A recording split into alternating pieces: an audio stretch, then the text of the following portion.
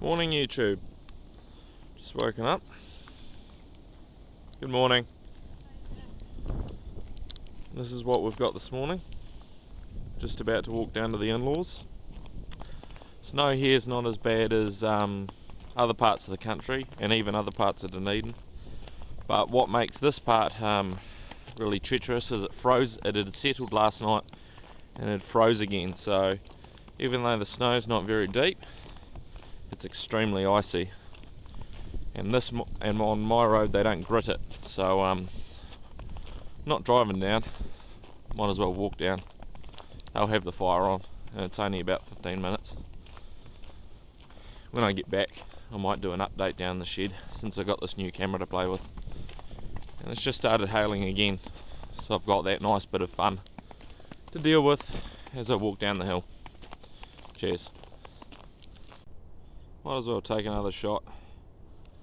Started snowing as I've been walking back down the hill, and unluckily for me, this way south, that's where the wind's coming from. Oh well, it's not too cold, could be worse. Hey YouTube,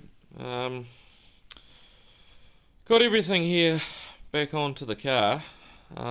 I've done a hell of a lot of panel beating since I updated my last video. So saw me doing the boot last time. I've stripped the bonnet, and I had some members of my car club come around the other day. So put all the panels back on so I could at least show them. It's looking pretty good. A few other little bits and pieces that I need to do, and I'm going to order some epoxy paint this week, so I should actually get a bit of paint on it. So whoop. Every time I knock something around here. So yeah, it's all sitting reasonably straight on this side. Pretty happy with the doors. I haven't gapped it up anywhere near what it needs to be. I just do that so I could see what it looks like. It's still pretty cold outside. It is starting to thaw, but we're supposed to get a -3 degree frost tonight, so that'll be interesting. Only things down the back is all this stuff. I'm slowly smoothing it all out. Been working a lot on the lower part of this rear quarter because there was a fair dent right in here, but I've got it roughly smoothed off now. It's all pretty good all the way to here, and the only bit we've got to do is try and get all these dents out of it, which I built a special dolly for because you can't really get your hand in behind there. And then of course I've been using the shrinking disc a lot on this panel because it was really stretched to hell, absolutely stretched to hell. Which is quite a pain, especially because they're quite flat panels, so if they become a bit stretched, you definitely notice it. So yeah, so I'm pretty happy to get onto most of it. Oh, only other thing I'll sort of point out is this area. Remember how this was all rusted?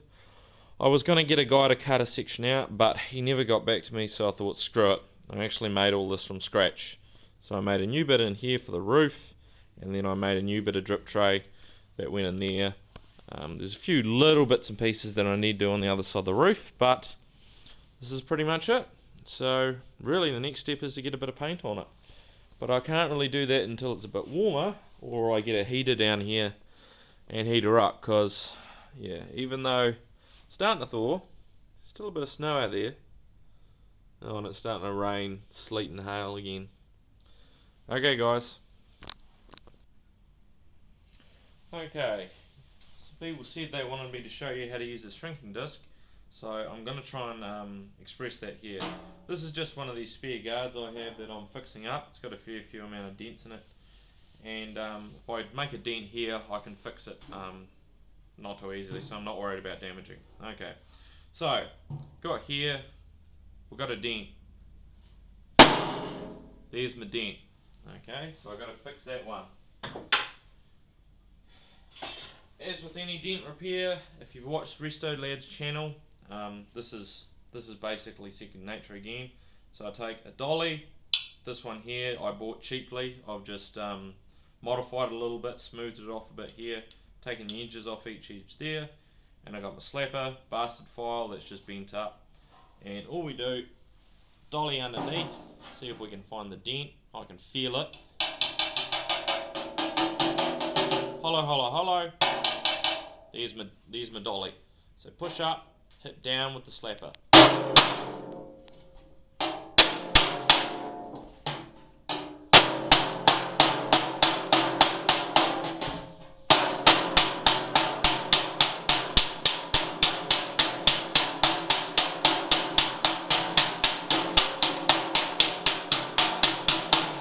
Now, I'm deliberately using too much force on it to try and show you how the shrinking disc can save you.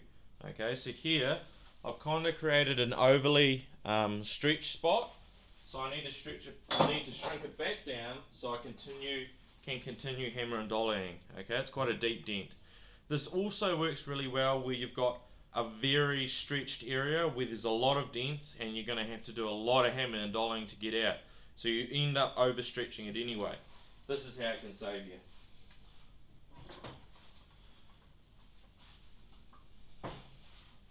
So here's my shrinking disc on my 9-inch grinder.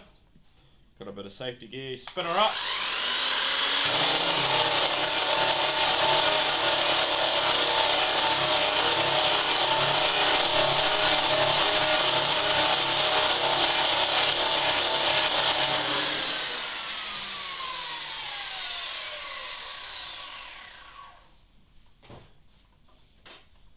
So all I did there was heat up the area, cool it back down, shrink it back in.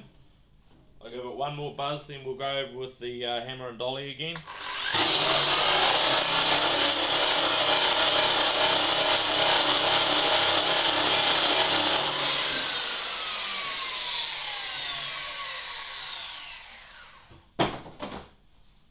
Shrinking disc can also be very helpful to find where those lows are if you don't want to go over with your body file.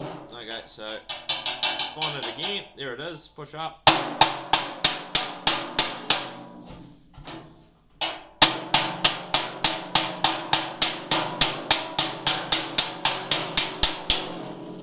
Slowly coming up there, it's a very sharp dent, so I'm going to just switch dollies a little bit.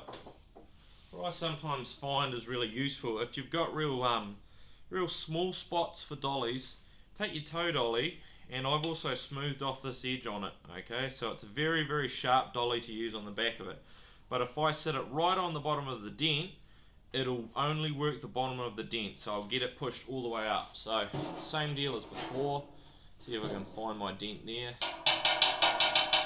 I've got that tip of my toe dolly right on the dent there.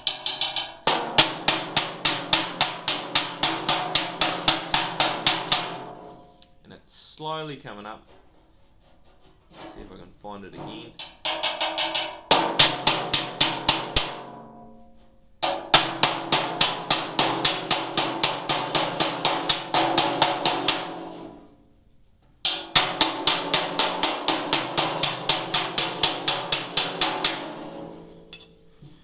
I'm making sure that I'm not being gentle on it, okay? If you haven't got a shrinking disc, you probably want to be a lot more gentler on this, because now I've essentially created a high spot. If I take my panel file here, you should see it.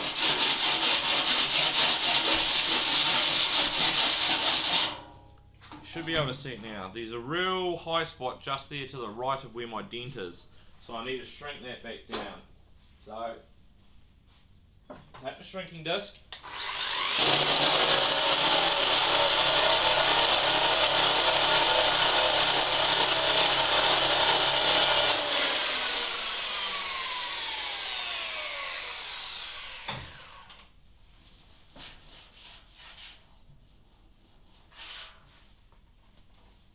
Check it with my file, see if I got most of it. There's just one small bit that I haven't quite got, so I'm just going to buzz over it one little bit.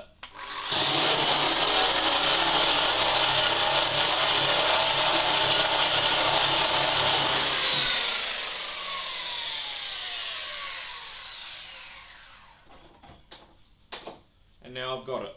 That area is back smooth again. We've gotten rid of our dent, and even because we've overstretched it, we're able to repair it.